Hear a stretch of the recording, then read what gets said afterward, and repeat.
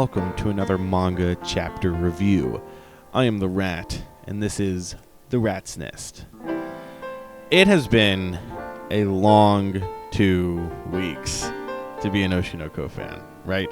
I caught up before last chapter, alright, because I kind of knew what was going on with chapter 122 at the time, but just the anime finished up, and I wanted to catch up, so I caught up. Then 123 came out, obviously, 123, right? And it was a long 2 weeks. I am used to 2-week breaks in manga. I'm a Chainsaw Man fan and a One Piece fan, and all the carnage they can bring, but this was an especially long 2 weeks for multiple reasons. But we are finally here with chapter 124 of Oshi. This was a good chapter. I think I said at the end of last chapter review that I wasn't going to do weekly reviews of this, but I'm going to for as long as I want to. So we're doing it. We're running through it. This was a good chapter. Had a little bit of everything for everyone, and it's good. It's got some good panels. So let's get right into it. Right. So it was basically 3 little sections here. Right. The first section is we get to see Aqua and Ruby together. Right. And that's fun. Right, we get to see Kana and Mem, kind of see them, and Ruby's being very clingy. Funny, I'm beat, bro. Give me your juice. That's so true. It is so entirely and completely accurate. And Kana and Mem are freaking out, and Kana especially. And she's like, "You're too close. What's the distance? You're too clingy."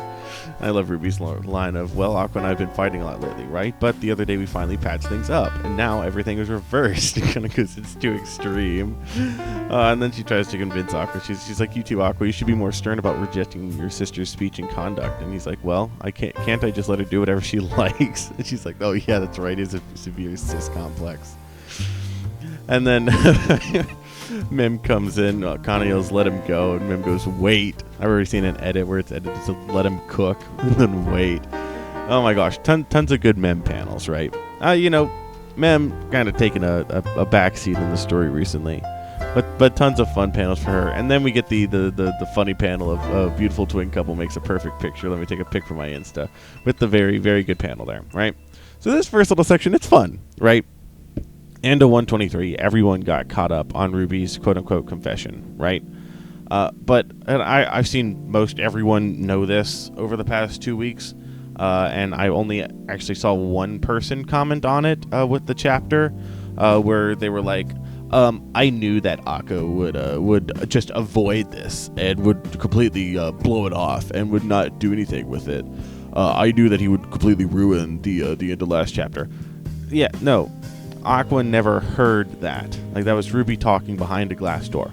Like, that obviously, that was pretty obvious, and thankfully most people have seen that now, but apparently not everyone. So I saw someone say that. So this is kind of the aftermath, where we see that she's very clingy. This is kind of what I expected, right? And it's fun. It's fun to see, and it's fun to see Aqua just be like, "Oh yeah, just let her do what she wants to do," right? That makes sense that that's his opinion, right? That's his attitude towards it. It's fun to see, It's fun to see the how their interactions are. I'm looking forward to their interactions going forward. Obviously, knowing who they are post reincarnation is kind of huge, and so just kind of seeing, exactly how that changes all their interactions going forward is really fun to see in this chapter. But going forward, it's going to be a lot of fun. Also, very fun, as people have pointed out, Kana and Mem kind of being the two opposing forces there, with the reaction of Kana being disgusted, Mem being like, "Wait, this is the chance to get some clicks and some likes." And it's like, yeah, that's pretty much been the two. You also have the funny panel of a bowling pin Mem and Kana on the first page there. Just fun, some really great artwork, in this first section of the chapter.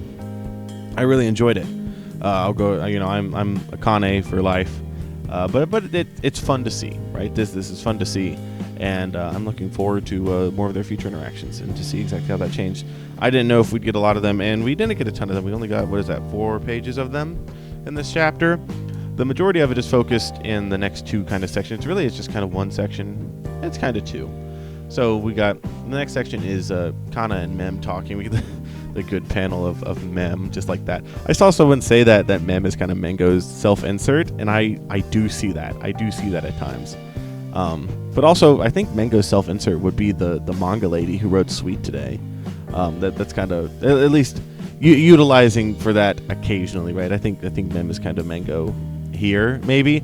I don't know. I liked it. And they're talking about Ruby's schedule and saying, like, and Mem says, well, Ruby's schedule is packed. It must be tough. She probably wanted to lean on someone. And that's probably partially correct. Obviously, we know that the reason that she's being so clingy is because she found out that Aqua is Goro, right? And so that's, finally meeting her sensei again, that kind of thing. But this is also probably, I mean, she was at a very low point whenever she found out. So, being able to rely on him, that's not incorrect. That's probably very true. Kana also says, but if we don't do something about her schedule, we'll never be able to solve the root of the problem, which is also true. She has her play.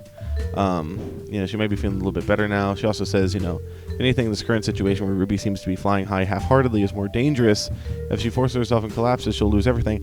I don't know if she's particularly half-heartedly, flying high. I think that she's pretty, quote-unquote, fully recovered.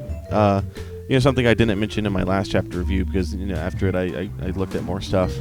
It's like, Ruby's revenge is kind of over. She cares about Ai, but she got her sensei back, right? She got Goro back. And so her reason for revenge is kind of over, now that she knows who Aqua is. And so I don't know if she's half-heartedly. I can understand why Kana is thinking this, just going from the perspective of, she's just leaning on her brother for support during this time when she's busy. But she's right, when she says we're not going to get to the root of the problem. Yeah, and that's what the rest of the chapter is about. And this is where Mem says, now it's definitely her time to shine. If she doesn't increase her exposure now, when is she going to do it? In addition, she also says she has live performances, rehearsals for the movie, kind of schoolwork. We get the funny Mem schoolwork. That's right. There's that notion too. I did that ages ago, so I completely forgot. It's fun. It's fun. Oh my gosh. There's some very fun Mem panels this chapter. People are talking about them. People aren't talking as much about what you call it, the last part of this chapter, but people are talking about the Mem panels a bit, and it's fun. And so this is really good insight, Mem goes, anyways, having a good balance is not an easy thing. We can only hope that Prez does well in that area. Strawberry Productions had similar experience with Ai, but who was the one who dealt with it was the previous president. The Prez Miyako must have a lot on her table to think about, right? So I think that all the stuff that that Kana and Mem have been talking about is very good, and a lot of it is parroted later by Miyako in her little section here, where it's like, yeah, Ruby has a ton of stuff, right? And I think this also kind of echoes, her breakdown over the past couple chapters and how she's going to come to rely even more on Goro/Aqua going forward. Where she has a ton of stuff to do, and that's not easy, but also, Mem bringing up, like, Akana being like, sure, she has a lot to do, and it's good that she's leaning on Aqua, right? But that's not going to solve the root of the problem. Mem's like, yeah, but she's shining her brightest here. When is she going to get this opportunity? Like, this is her time to shine, right? And we'll get into that more with Miyako in her the last part of this chapter, where it's like it's an interesting divide there between achieving your goals, but then also living a healthy lifestyle. So let's just talk about Miyako, because a lot of what Kana and Mem say is parroted there, right? Is said again there. So Miyako, when says she apparently gets a call for Ruby to be a charity reporter for the show 28-hour television. It's a big job. She's like, I can empty her schedule, but can I let Ruby work even harder than she already is? And you see the producer go, please adjust her amount of work, especially during the filming and rehearsal. From my point of view, she definitely lacks acting skills, so she needs more time. So we have a couple different things. So she was just offered this huge job that she could clear her schedule for, but she also needs to work less because she needs to practice more for the movie because she doesn't have the adequate acting skills. Because I have a lot to think about, and we see a scene where Aqua is telling her to keep Ruby away from her past mother. Obviously can't really explain it. And Miyako goes, so many things to think about. I have to schedule rehearsal time for the movie, but I need to pay attention after her physical condition too. Kana Arma will leave Bikomachi at the end of the year. Who's going to replace her? As the manager, I have to push myself to try to accommodate their demands, but as a mother, what should I do? In the entertainment world, where things change fast, a talent's popularity will be over in no time. Even if you become somewhat famous, before you know it, you'll go under in a year. There's no mistake. Ruby's next 10 years will depend on her efforts now. Ruby can take the top spot. I believe that more than anyone else. She can make our dream that was once lost come true. Goes Ichigo, what would you do? So this is interesting, right? Here is her little perspective thing, her struggle as president. Because Ruby is getting all these jobs, has all these things. And she has so much potential, right? She has the same potential as I. That's what Miyako believes. But it's the conflicts there of everything she has to keep in mind. Like, what can Ruby do without falling and crashing? But also, like, what does she need to do? Because, like, you have to do stuff. You can't half do it because you'll go under. You have to take full advantage of this opportunity. And that's an extremely interesting point.